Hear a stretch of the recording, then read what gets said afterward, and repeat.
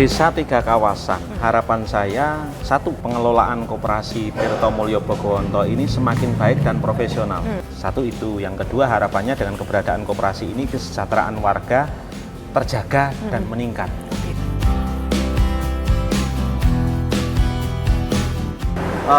Teman-teman muda itu keunggulannya adalah sebetulnya mereka adaptif, tetapi kalau tidak dibekali dengan rambu-rambu yang jelas, mereka jadi tidak selektif agar mereka itu ke depan tetap nuansanya positif.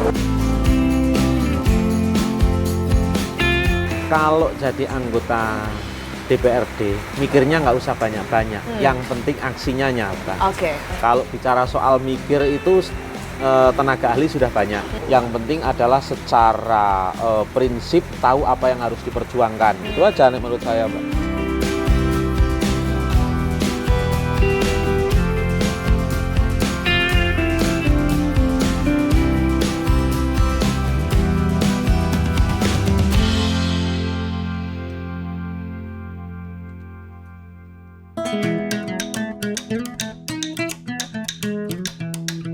Kabupaten Wonosobo merupakan salah satu kabupaten di Jawa Tengah yang terus tumbuh dan berkembang. Dengan kondisi alam yang ideal, membuat Kabupaten Wonosobo memiliki beragam potensi unggulan yang menjadi sumber perekonomian masyarakat. Beberapa di antaranya adalah hasil pertanian, kerajinan, UMKM, hingga destinasi wisata yang terus berkembang pesat. Keberadaan Gunung Sindoro dan Gunung Sumbing seakan menjadi ikon bagaimana geliat masyarakat Wonosobo yang ramah, tangguh, dan pantang menyerah. Dan di daerah yang dikenal sebagai negeri di atas awan inilah tempat kelahiran salah satu wakil rakyat kita yang duduk di Gedung Berlian Semarang. Ya, beliau adalah Muhaimin, anggota DPRD Provinsi Jawa Tengah. Legislator muda yang malang melintang di berbagai organisasi Nahdien ini berhasil melenggang ke Gedung Berlian dalam kontestasi pemilu legislatif tahun 2024 lalu melalui Dapil Jateng 9, yakni Kabupaten Wonosobo, Kabupaten Purworejo, dan Kabupaten Temanggung. Sosoknya yang sederhana, humble, dan murah senyum ini menjadi salah satu politisi muda yang concern terhadap isu lingkungan, UMKM, hingga entrepreneurship. Ya, dalam program proaktif kali ini kita akan mengajak pemirsa untuk mengenal lebih dekat Mas Muhaimin, biasa disapa, saat melaksanakan tugas kunjungan kerja di kampung halamannya di Kabupaten Wonosobo.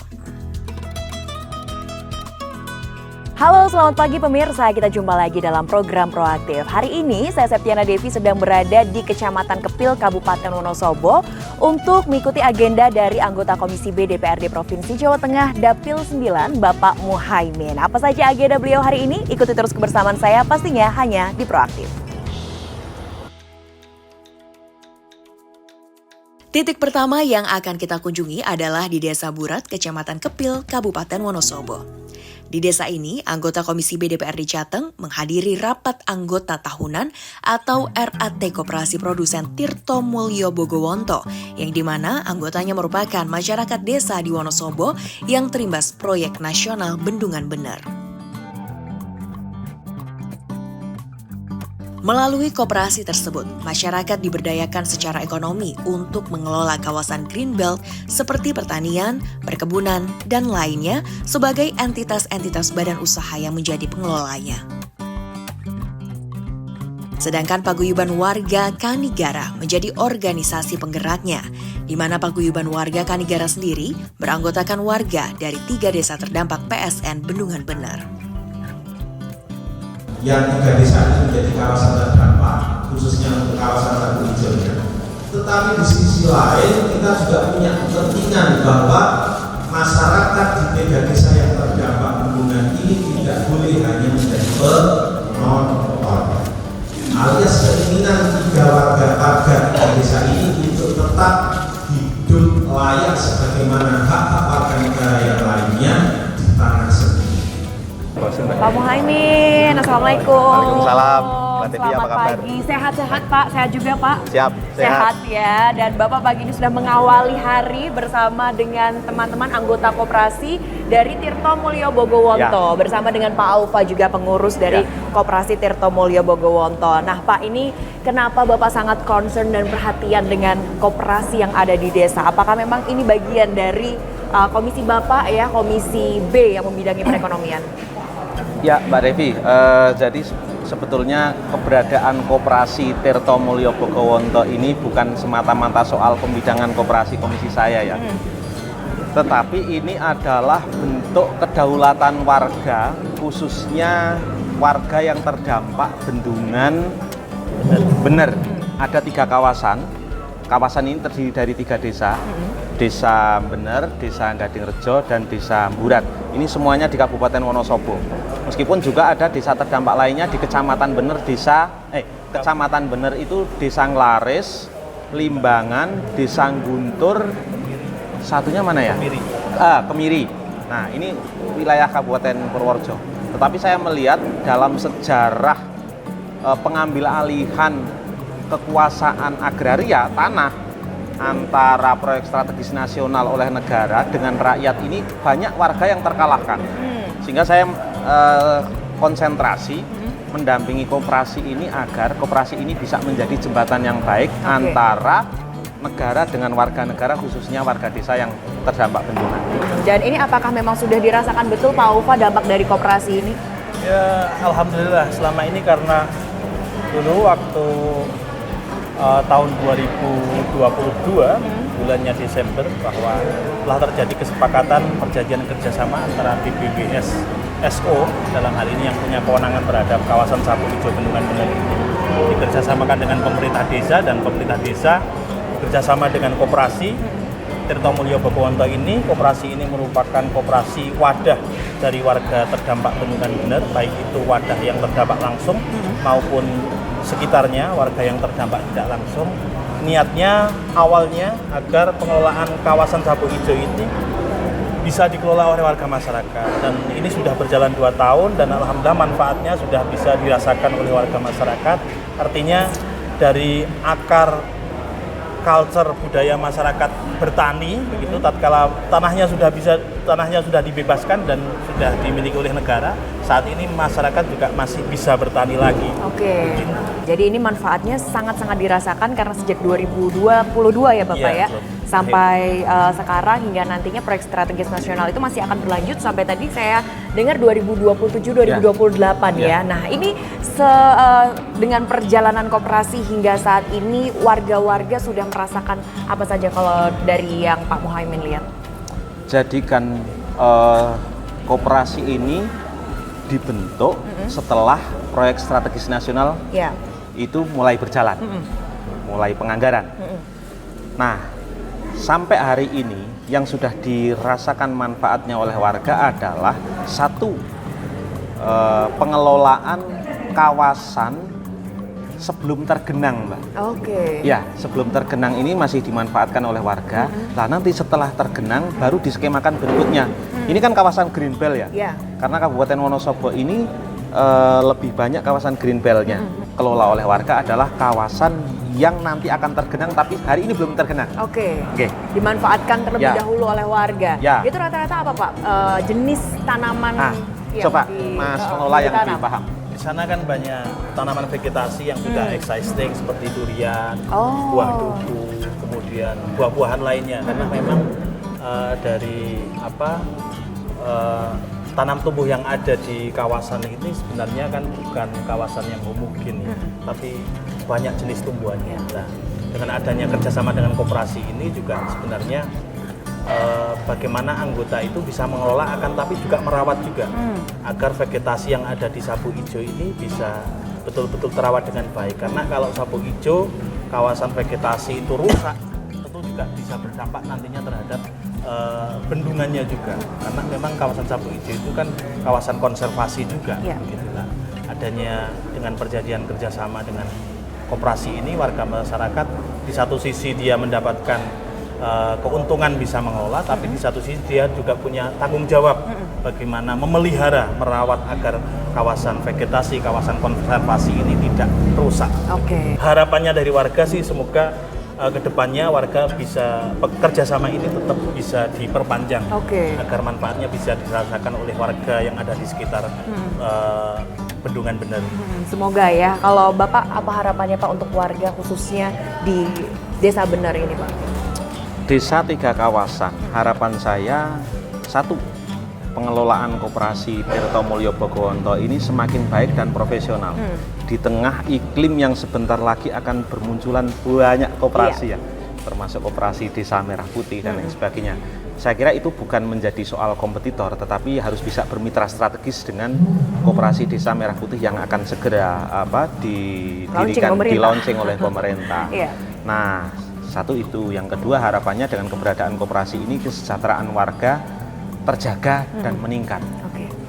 Itu karena yang kita harapkan, karena tujuan kita nggak ada yang lain kecuali kesejahteraan warga negara. Dan ini adalah kedaulatan warga negara juga terjaga. Itu sih Mbak. Baik, semoga ya kedaulatan warga terjaga, warganya juga bisa semakin mandiri secara ekonomi juga ya Pak ya, dan keuntungan-keuntungan lainnya yang didapatkan dari kawasan Sabuk Hijau. Baik, terima kasih Pak Ufa, terima kasih Pak Muhaimin. Setelah ini kita masih lanjut lagi ya ikut kegiatan Pak Muhaimin. Tetap bersama kami pemirsa dalam Proaktif.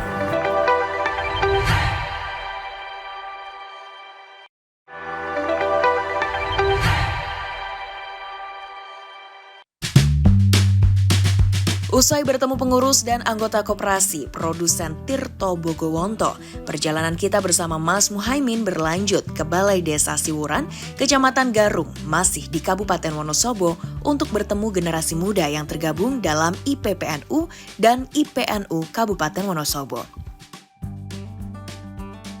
Sebagai orang yang pernah memimpin IPNU Kabupaten Wonosobo, beliau memberikan sejumlah masukan dan motivasi kepada pengurus dan anggota pelajar Nahdien tersebut, agar mereka terus bersemangat dan lebih kreatif dalam membesarkan IPNU Wonosobo sehingga dirasakan kemanfaatannya oleh masyarakat.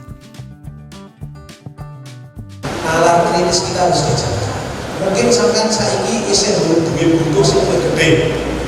Seluruh biaya hidup sampean masih ditanggung orang tua masing. Tapi sebentar lagi pasti saya yakin mayoritas di sini adalah generasi sandwich. Bapak, gimana melihat antusias mereka untuk berorganisasi? Karena tadi juga Bapak pesankan ya, organisasi ini adalah salah satu hal yang penting, bukan hanya untuk mengisi waktu luang, tapi untuk bisa mengasah skill, kemudian ada manfaat-manfaat pertemanan dan lain-lain. Bagaimana melihat semangat mereka, Pak Muhaimin?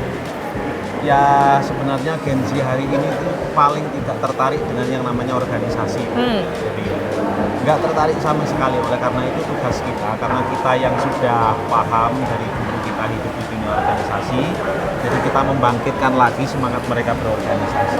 Itu yang jadi tugas kita hari ini, karena hampir seluruh pemimpin-pemimpin kita, pendahulu kita, pemimpin nasional itu semuanya lahir dari mereka berdialektika di organisasi. Kalau saya melihat teman-teman banyak yang beberapa kurang bersemangat wajar, karena memang kurangnya motivasi dari para yang sudah hidup. Jadi tugas saya adalah melakukan agitasi lagi.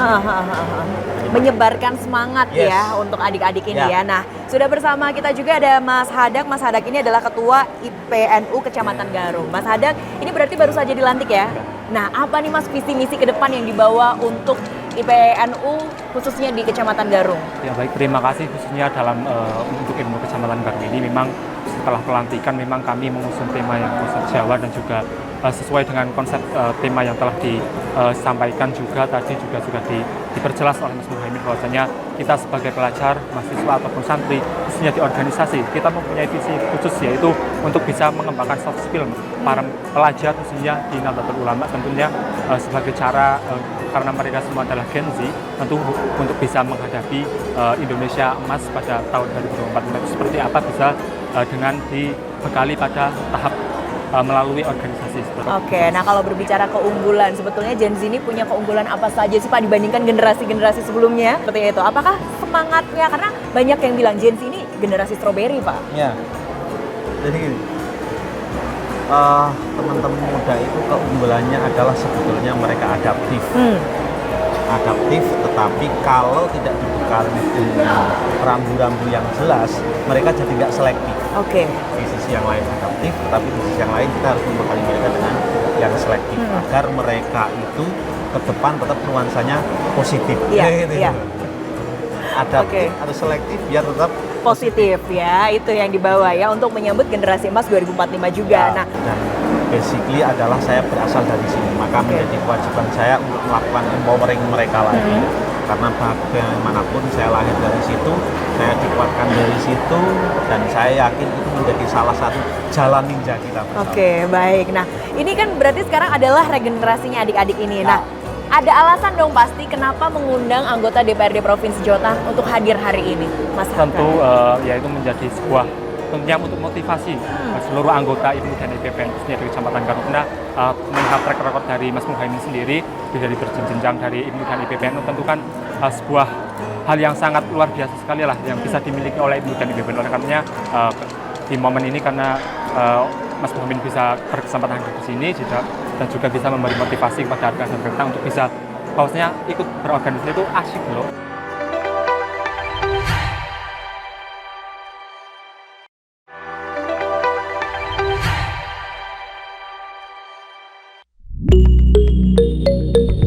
Di tengah kesibukan sebagai anggota DPRD Jateng, Mas Muhaimin ternyata tidak pernah melewatkan waktu untuk mengunjungi masyarakat di daerah pemilihan atau dapil yang mengantarkannya melenggang ke Gedung Berlian DPRD Provinsi Jawa Tengah.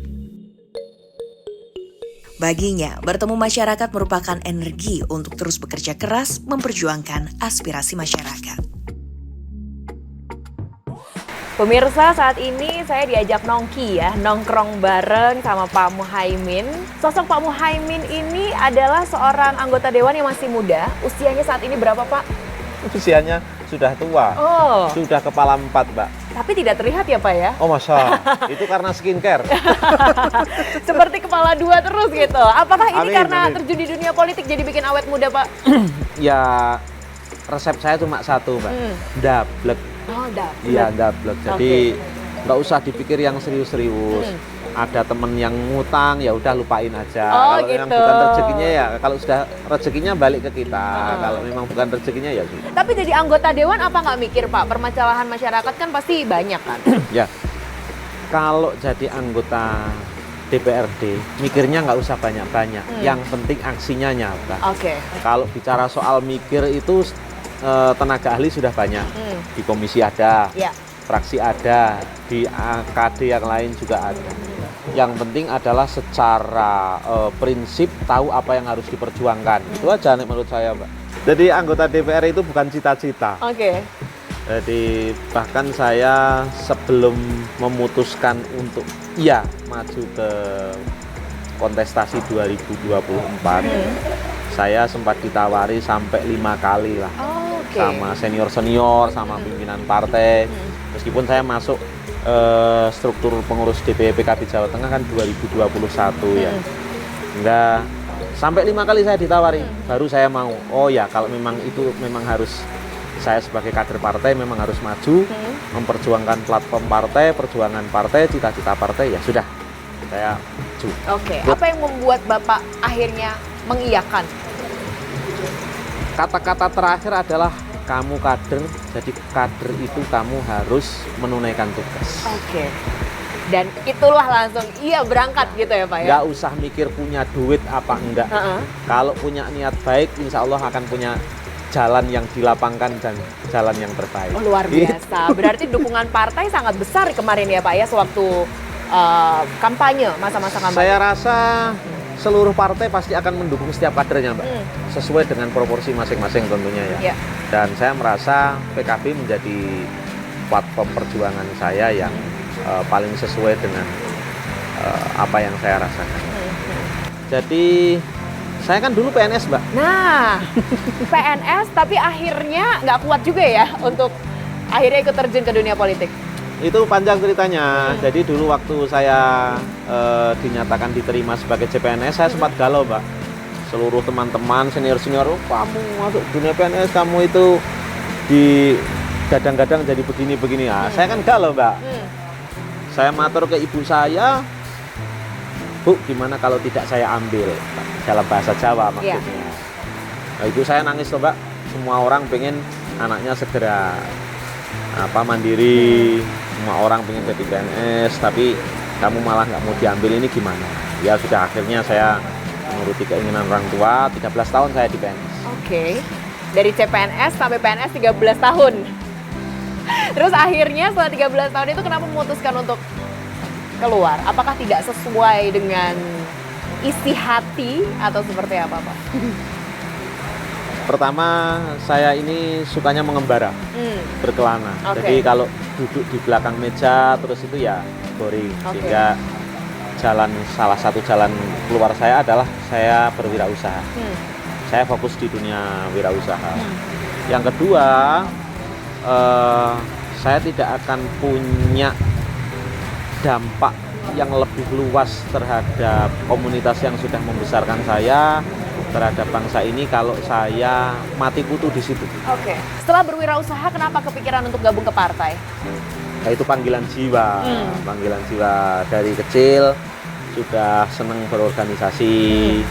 Ya akhirnya salah satu cara untuk jalan tolnya itu harus lewat politik. Karena saya mentok juga di karir di PNS, di birokrasi. Karena saya terlalu aktif di dunia luar, di organisasi, nggak pernah ngurus kenaikan pangkat dan lain sebagainya. Kayaknya putar haluan nih, biar lebih cepat punya dampak yang lebih luas. Kebermanfaatannya itu lebih luas. Cuma yang harus dipikirkan adalah bagaimana PR pemerintah itu mengukur program berbasis dampak. Nggak hanya soal outputnya saja. Outputnya misalnya pelatihannya yang ikut 50 orang, jadi punya 50 orang yang sudah terlatih. Tetapi dampak 2 tahun ke depan, 5 tahun ke depan itu kan belum bisa diukur. Apakah peserta pelatihan tani, apakah yang sudah diintervensi dengan Alsintan misalnya, itu kemudian secara pendapatan meningkat apa tidak, ini kan belum menjadi prioritas pemerintah saat ini. Yang penting program selesai, kasih. Lah yang berbasis dampak ke depan hari ini belum. Itu PR kita. Oke, nah pesan juga nih Pak untuk anak-anak muda yang mungkin sekarang kurang tertarik terjun di bidang pertanian, peternakan. Kan anak-anak sekarang memilih untuk di bidang lain ya, industri atau mungkin jadi PNS gitu salah satunya. Apa Pak pesannya? Dunia pertanian menjadi tidak menarik bagi anak-anak muda karena satu, faktanya mereka melihat generasi sebelumnya, orang-orang tua mereka, nggak menguntungkan nih dunia pertanian. Setiap kali panen pasti harganya turun, anjlok. Ya baru-baru ini aja lah kira-kira pemerintahan Pak Prabowo ngangkat yang harga 6.500 ya. Panennya harus 6.500. Itu sudah cukup bagus. Tapi ke depan dunia pertanian kita harus bergerak semakin modern. Anak-anak hari ini nggak mau kerja capek-capek. Jadi dukungan teknologi harus diarahkan ke sana agar anak-anak yang Gen Z hari ini, apalagi besok yang apa Mbak? Gen Alpha itu semakin tertarik pada dunia pertanian. Kuncinya adalah memberikan pemahaman mereka bahwa faktanya ini adalah yang akan menjaga keberlangsungan generasi. Hari ini teman-teman Gen Z lebih banyak, ya milenial Gen Z Alpha ini lebih banyak yang orientasinya adalah berdagang. Karena dagang itu isuk jelele sore tempe dan cepet jadi duit. Nah, tapi kalau kita melupakan hulunya, hanya berpikir soal hilirnya, hulunya nggak ditata, ya siapa nanti yang akan produksi, Mbak? Kuncinya kan di situ. Hulu sama hilir kita harus berpikir secara komprehensif lah, ditata bersama. Itu ya yang harus diubah berarti mindsetnya Pak ya. Jadi jangan hanya memikirkan hilir tapi dari hulunya juga. Kalau ingin jadi politisi seperti Bapak, ada pesan-pesannya nggak Pak? Atau tips-tipsnya agar bisa menyuarakan pendapat-pendapat atau aspirasi-aspirasi dari masyarakat di luar sana? Mungkin ada yang masih bingung nih gimana ya jalannya pengen jadi anggota dewan gitu Pak. Kunci menurut saya kuncinya adalah mengetahui persoalan. Karena kalau kita nggak mengetahui persoalan yang sesungguhnya, ya kita gimana kita mau prioritas yang kita suarakan apa. Ya saya nggak kemudian ngomong bahwa saya ini menguasai persoalan secara penuh, enggak. Tetapi itu kemudian saya gunakan sebagai energi semangat saya untuk selalu komunikasi dengan teman-teman di masyarakat. Pak ya, semoga Bapak sehat selalu. Amin. Pak, karena sering belusukan ya, bertemu dengan masyarakat, bertemu dengan konstituen, apalagi organisasi-organisasi. Semoga sehat selalu. Amin. Anak di rumah selalu menunggu ya Pak? Wah, bukan hanya anak. Kalau anak sih nggak begitu menunggu, yang menunggu istri, Istri Mbak. ya? Anak dan istri. Anaknya berapa Pak? Saya 4, Mbak. 4 anak yang selalu menunggu bapaknya dan juga 1 istri di rumah ya Pak ya? Selalu menunggu dan selalu setia menanti, nggak pernah protes Pak? Wah, Di akhir pekan seperti saya ini? kasih rambu-rambu udah. Sudah tahu bapaknya anggota dewan soalnya ya, jadi sudah ada dikasih rambu-rambu. Salam buat anak istri ya Pak ya. Siap. Semoga Kita sehat sampaikan. selalu Amin. dan semoga kita bisa bertemu lagi di kesempatan lainnya ya. Siap. Dan pemirsa, sekian kebersamaan saya hari ini bersama dengan Pak Muhaimin, anggota Komisi BDPRD Provinsi Jawa Tengah ya, disambut dengan cuaca hujan dan dinginnya Dieng. Saya undur diri, Pak Muhaimin juga undur diri. Sampai jumpa di Proaktif selanjutnya.